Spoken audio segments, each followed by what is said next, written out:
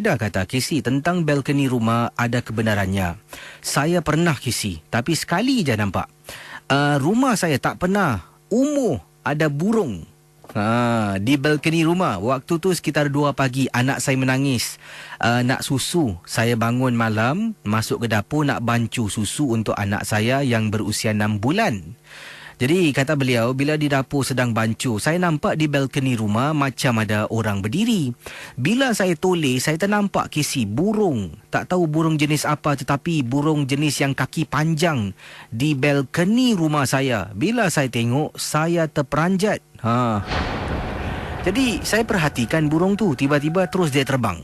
Tapi tak tahulah, KC, itu adakah burung yang benar ataupun jadi-jadian. Sejak hari itu, kalau saya tidur malam, sebelum tidurlah, saya akan tarik pintu sliding door balcony dan tarik langsir tutup sekali supaya tak nampak apa-apa di luar rumah. Yang ini